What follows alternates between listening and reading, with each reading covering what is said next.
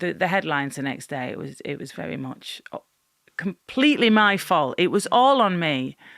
So your first failure is your failure to control a guest. And it's to do with an Ali G interview when you were presenting the breakfast show on Radio 1.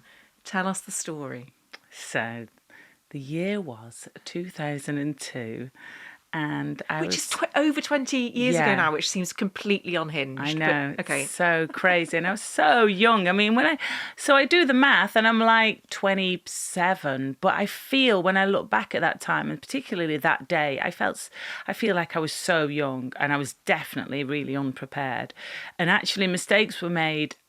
You know, the interview shouldn't have been allowed to happen as it did. We were way too trusting of basically Sacha Baron Cohen, aka Ali G, because he wanted to do this interview. He was promoting. I always thought it was to promote his film, but it was to promote a single that he did with Shaggy, Mr. Bombastic himself, Mr. Bombastic, and Ali G came on to the Radio 1 breakfast show, and we had obviously 7 or 8 million people listening.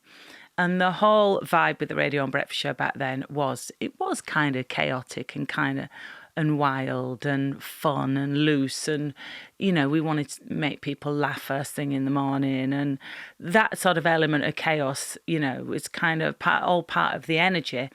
And he came on to promote the song. And because he was being interviewed in character, he wasn't being interviewed as Sacha Baron Cohen, he was being interviewed as Ali G. So because he's a comedy creation, it'd be a bit like, you know, if you were to interview Alan Partridge, he'd want to probably have some control over the script and the narrative so that he could write it and be in character. Because he was coming in as Ali G, what happened was he provided us with the questions and then he'd written a script for his Ali G answers, which, looking back now, I just don't think we'd do it now. Or if we did, we would, well, as they say, lessons have been learned.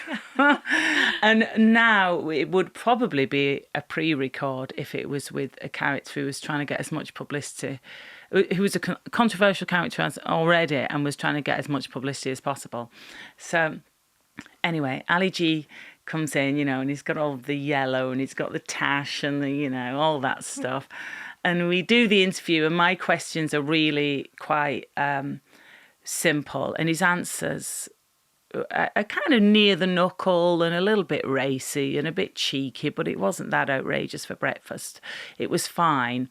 And then I ask him a question and he starts to answer.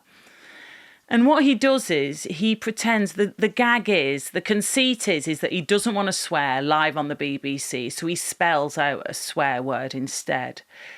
But he spells out the wrong bit and then says the swear word. So that's the gag.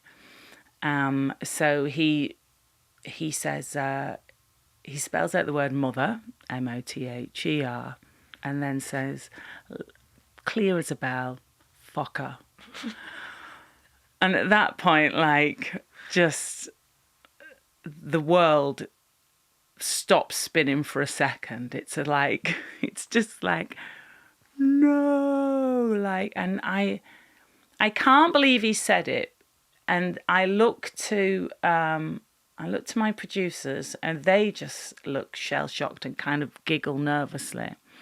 I kind of laugh. They played it back a couple of years ago when there was a big Radio 1 anniversary, and I happened to be on a train and I happened to be tuned in, and still it made me just feel so sick and so out of control. I think I just sort of say, oh, we can't, and you hear me go, this is your fault, you tell it. And I'm talking to my producers because I don't know what I'm doing. I'm just flailing around. Like, I don't know what I'm supposed to do. I obviously know it's wrong and I need to somehow stop the interview. What do I do? And I think eventually I play a record and then, you know, I think he leaves, and then afterwards, you know, I sort of say sorry, and I can't really remember, to be honest. It was just, and the blame was very much the headlines the next day. It was very much completely my fault. It was all on me. There was nothing. I mean, he was just described as, comedian Sacha Baron Cohen, his outrageous comedy creation and his character Ali G that did it.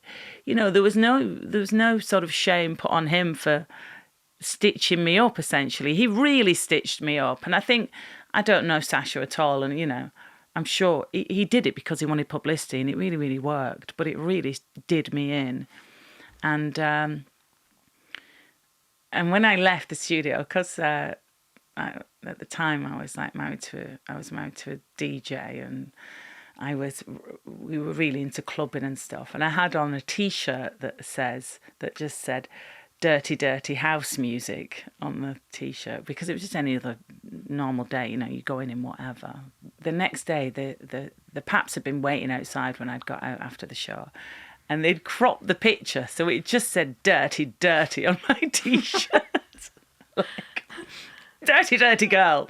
It's all your fault, and it was a man who'd come in and had just, shouted fucker on a live BBC show. It was really tough. Yes. I mean, I think what comes across so clearly there is the amount of pressure you were under, age 27. Yeah. At the helm of, and we can't overstate, for anyone who doesn't remember this or wasn't born then, like the level of fame that the breakfast show itself had, the level of kind of cultural importance it had in those days. Yeah, it was huge. Because, people were just listening on their radios. People weren't streaming. It was a real sort of appointment to listen. The Radio 1 Breakfast Show was huge.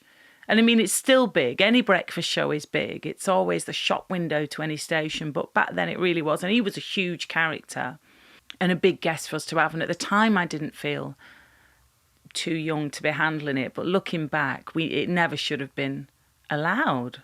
I was also really shocked, and I shouldn't have been, because we all know, it was 20 years ago and it was a different time. But when I looked back at the cuttings in advance of this interview, how you were written about in respectable newspapers, seemingly respectable newspapers. There was one in particular that said Cox, who is known for her lewd on-air antics. And I was like, hang on a second. In the context of this, there's one person who's being quote-unquote lewd, which is such a Victorian word anyway. Yeah. And I was like, that's not my memory of what you were like as a presenter. You weren't lewd. You were hilarious and like funny and witty and all of those things. But it felt like, as a culture, we could not compute that a woman could be doing that. Yeah. Also, it was him. He was the one who'd said that on my show, and I was the one who got the kick in the next day. A lot of the headlines were like, Cox forced to apologise. Cox apologises for, and it was all about like how I'd messed up rather than what he'd done to me. It'd be wrong of me to sit here and to, there were occasional times where I would push the envelope a little bit and I would perhaps be fruity, but I would always do it. It would always to try and be to get to a gag and to try and make people laugh. It was never just for the sake of it. And I always really like to be really open with my listeners. And I think that's what people were quite charmed by and what they enjoyed, was that I was quite real. So, occasionally I'd say things that I would never say now. But, I'm 49 now. So everybody grows up and changes. It would always try and be, to try and to entertain and just to be real. But the whole... they couldn't quite work. They didn't know what box to put me in, basically. That's been the story of a lot of my career, where they just couldn't quite work out. Well, hang on a minute, how do we label you then? Oh, you've got a sense of humour. If it was a man, they'd be, again, like they used for Sacha Baron Cohen, I'd probably be like, more like outrageous or outspoken or controversial or whatever. But instead it was, to your point, these Victorian lewd and... rude, vulgar. I hope you enjoyed that video. Be sure to check out the full episode of How to Fail wherever you get your podcasts. And also make sure you're following us on social media for all the latest updates.